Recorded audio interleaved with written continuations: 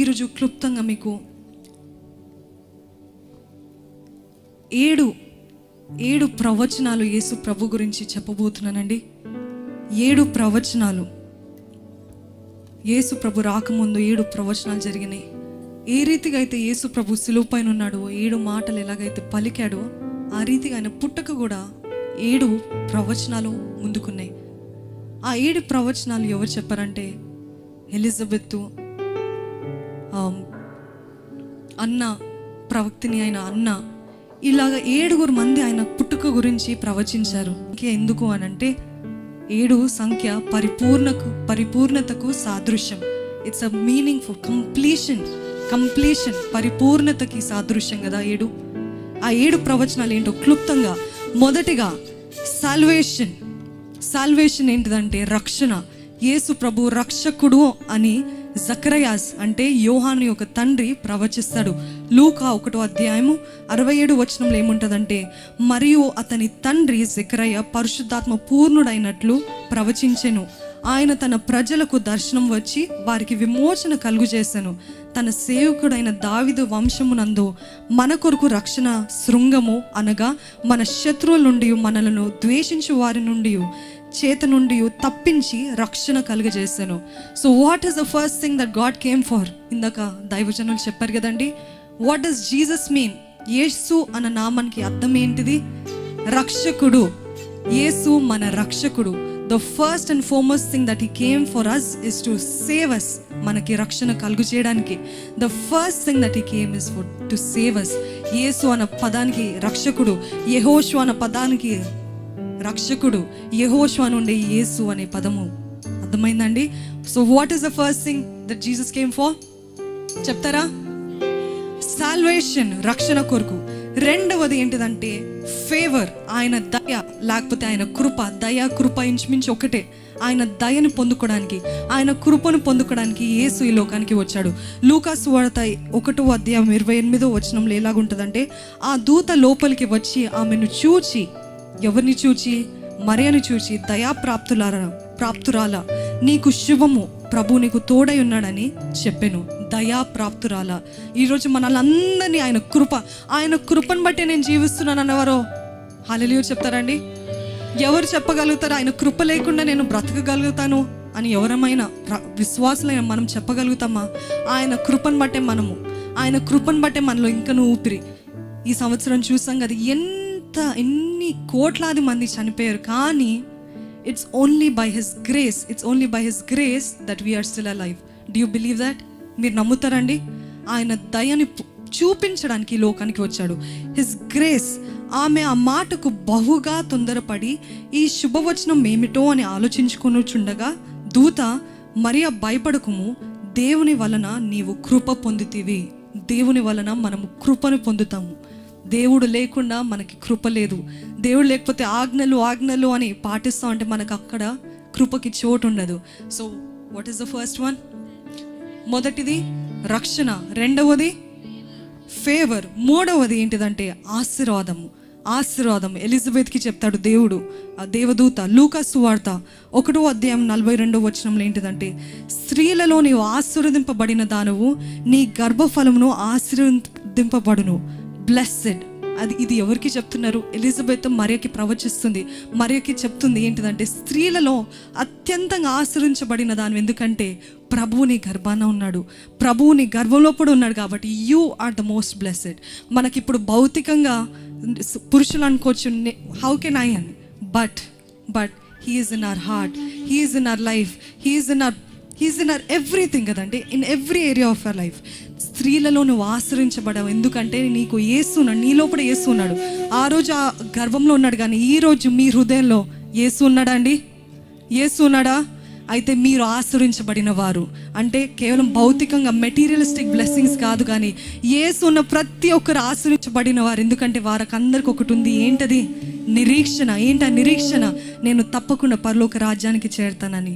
అదే ఆశీర్వాదము.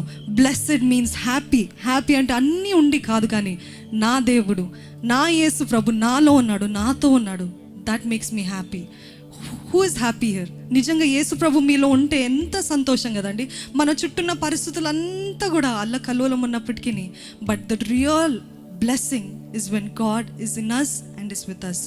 4వది ఏంటిదంటే గైడెన్స్, మార్గాన్ని చూపించేది. యోసేఫ్కి చెప్తాడు మత్తయి సువార్త 2:13 వారు వెళ్ళిన తర్వాత ఇదిగో ప్రభు దూత స్వప్నమందు యోసేపునకు ప్రత్యక్షమై హేరోదు ఆ శిశువుని సంహరింపవలెనని ఆయనను వెదకబోచున్నాడు కనుక నీవు లేచి ఆ శిశువుని ఆయన తల్లిని వెంట పెట్టుకొని ఐగుప్తునకు పారిపోయి నేను నీతో తెలియజెప్పు వరకు అక్కడనే ఉండుమని అతనితో చెప్పాను. 4వది ఏంటిదంటే దేవుడు మనకి మార్గాన్ని చూపిస్తాడు. ప్రతికూల పరిస్థితుల్లో దేవుడు మనకి మార్గాన్ని చూపించే దేవుడు. హీ ఈజ్ ఆ జీపీఎస్. మనకి ఇప్పుడు ఎలాగైతే జీపీఎస్ ఉంటుందండి, ఏ మార్గానికి వెళ్ళాలన్నా, ఏ డెస్టినేషన్కి వెళ్ళాలన్నా, how does GPS guide us, ఎలాగైతే మార్గాన్ని చూపిస్తుందో, యేసు ప్రభు ఉన్నవారు, యేసు ప్రభుని కలిగిన వారు, వారికి ప్రతి విషయంలో, అది కుటుంబం విషయంలో కానివ్వండి, భవిష్యత్తు విషయంలో కానివ్వండి, వారి కెరియర్ విషయంలో కానివ్వండి, they have a guidance. What is that guidance?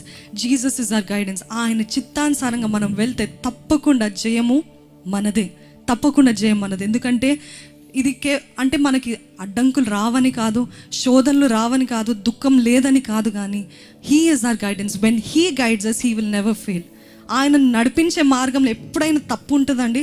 ఎప్పుడైనా తప్పు ఉంటుందా?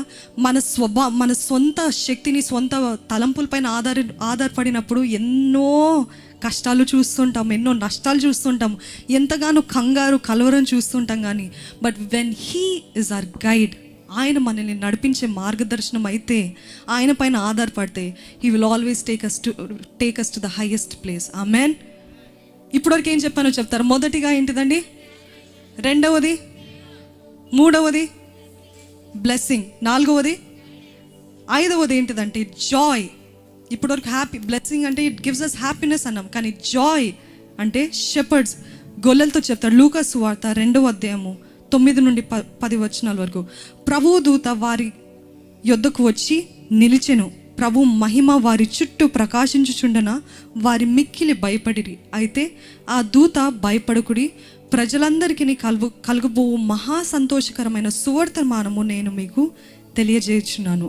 మహా సంతోషకరం, ఇక్కడ మహా సంతోషకరం ఉంది, కానీ ఇంగ్లీష్లో అయితే Joy. I'm giving a news of Joy. నిజమైన సంతోషము. ఇందాక చెప్పిన రీతిగా నిజమైన సంతోషము మన పరిస్థితులు బట్టి కాదు, కానీ మన లోపల ఉన్న యేసుని బట్టి మనకి సంతోషం. అవును కదండి. మన చుట్టూ ఎంతగా ఉన్నా కానీ ఆయన ఇచ్చే అదే మనకి అవిశ్వాసులకి తేడా ఏంటిదంటే, అవిశ్వాసులకి కొంచెం దుఃఖం రాగానే దుఃఖపడుతుంటారు, సంతోషం రాగానే సంతోషిస్తారు. కానీ విశ్వాసులకు ఉన్న ప్రత్యేకత ఏంటిదంటే, దుఃఖం మధ్యలో సంతోషం ఉంటుంది. ఆమేన్. దుఃఖం మధ్యలో ఆనందం ఉంటుంది. ఏంటి? ఎందుకు ఆనందం? నా దేవుడు నన్ను విడిపిస్తాడు. My redeemer lives. నా విమోచకుడు సజీవుడు. హీ విల్ డెలివర్ మీ. నేను నా కనులారా ఆయన విమోచన కార్యాన్ని చూస్తాను కదండి. 5వది ఏంటిదంటే joy. He came to give us Joy.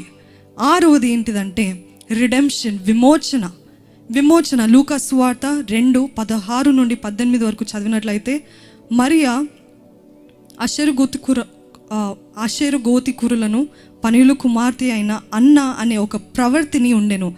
ఆమె కన్యత్వాన్ని మొదలు 7 ఏండ్లు పెనిమిటితో సంసారము చేసి బహుకాలము గడిచినదై 84 సంవత్సరములు విధవరాలి అయ్యుండి దేవాలయం విడువక ఉపవాస ప్రార్థనలతో రేయింబగలు సేవ చేయుచుండెను. ఆమె కూడా ఆ గడియలోనే లోపలికి వచ్చి దేవుని కొనియాడి యెరూషలేములో విమోచన కొరకు కనిపెట్టుచున్న వారందరితో ఆయనను గూర్చి మాట్లాడుచుండెను. ఏంటిదంటే 6వది, యేసు ప్రభు మన లోకానికి ఎందుకు వచ్చాడంటే మనల్ని విమోచించడానికి. మనం ఈ పదం బాగా వింటూ ఉంటాం, కానీ దైవజనులు కొన్ని నెలల క్రితము హోషియా గురించి చెప్పినప్పుడు, రిడెంప్షన్ అంటే భౌతికంగా ఫిజికల్గా చూపేయాలంటే, హోషియా ఎలాగైతే వేశ్యని పెళ్లి చేసుకొని ఆ వేశ్య తిరిగి వెళ్ళిపోయినప్పుడు, ఆయనను విడిచి వెళ్ళిపోయినప్పుడు తిరిగి కొనుక్కుంటాడు. ఎందుకంటే తిను నా సొత్తు, తిను ఎంతగా నా దగ్గర నుండి దూరంగా వెళ్ళినా కానీ I will buy her back. నేను తిరిగి ఆమెను కొనుక్కుంటాను, because she is mine. That is why Jesus Christ came to us. ఏంటిదంటే మనల్ని విమోచించడానికి, మన పాపస్థితి నుండి విమోచించడానికి. రిడెంప్షన్, రిడీమ్ అంటే, డీమ్ అంటే కొనుక్కోవడం, డీమ్ అంటే ఏదైనా విలువ కలిగిన వస్తువు, విలువ కలిగినది ఏదైనా. రిడీమ్ అంటే తిరిగి కొనుక్కోవటం, కొనుక్కున్న దానే తిరిగి కొనుక్కోవడం. అంటే దేవుడు ఆల్రెడీ మనల్ని కొనుక్కున్నాడు, కానీ మనం పాపం చేస్తూ వెళ్ళినప్పుడు God is saying, I will still by you back. తిరిగి నేను విమోచిస్తాను, తిరిగి నేను కొనుక్కుంటాను, ఎందుకంటే నేను నా వెల చెల్లించాను కాబట్టి. You are never far from me. నువ్వు నా దగ్గర నుండి ఎప్పుడు కూడా దూరంగా వెళ్ళలేవు. I will buy you back. So 6వది ఏంటిదంటే విమోచన. 7వది ఏంటిదంటే సమాధానం ఇవ్వటానికి వచ్చాడు. లూకా సువార్త 2వ అధ్యాయము 25వ వచనం. యెరూషలేమునందు సుమయోను అను ఒక మనుషుడు ఉండెను. అతడు నీతిమంతుడును భక్తిపరుడునై ఉండి ఇశ్రాయేలు యొక్క ఆదరణ కొరకు కనిపెట్టువాడు, పరిశుద్ధాత్మతో నిండి ఉన్నాడు. లూకా సువార్త 2వ అధ్యాయం 29వ వచనంలో, నాదా ఇప్పుడు నీ మాట చెప్పున సమాధానముతో నీ దాసుని పోనిచుచున్నావు. పీస్, సమాధానం. This is the seventh one ఏంటిదండి చెప్తారా? సమాధానము. దేవుడు యేసు ప్రభు మనకి లోకానికి వచ్చింది ఎందుకంటే సమాధానం. ఇందాక చెప్పిన రీతిగా అవిశ్వాసులకి లేనిది మన దగ్గర ఉంది. ఏంటిదంటే సంతోషము, సమాధానము, తృప్తి, ఆనందము, నెమ్మది. చెప్పగలుగుతాం కదండి. నిజంగా యేసు ప్రభు ఆయన వాక్కుని వెతుకువారు సమాధానంతో నింపబడి ఉంటారు. ఆయన సన్నిధి కోసం వెతికేవారు, ఆయన సన్నిధిలో గడిపేవారికి ఎప్పుడు కూడా సమాధానము కొదువుగా ఉండదు. ఎందుకు? అన్ని పరిస్థితులు బాగున్నాయన్నా కాదు, కానీ ఏ పరిస్థితి అయినా, అనారోగ్యం మధ్యలో సమాధానము, దుఃఖం మధ్యలో సమాధానము, ప్రతికూల పరిస్థితుల్లో సమాధానము, అన్నీ ఇంకా అయిపోయింది అన్న సమయంలో కూడా దేవుడు ఏమంటున్నాడంటే, my peace I leave with you. నా సమాధానము నీ దగ్గర విడిచి వెళ్తున్నాను. My peace I give unto you, not as the world gives. లోకం ఇచ్చే సమాధానం కాదు, కానీ మన జ్ఞానంకి మించిన సమాధానాన్ని ఆయన మనకి అనుగ్రహించి ఉన్నాడు.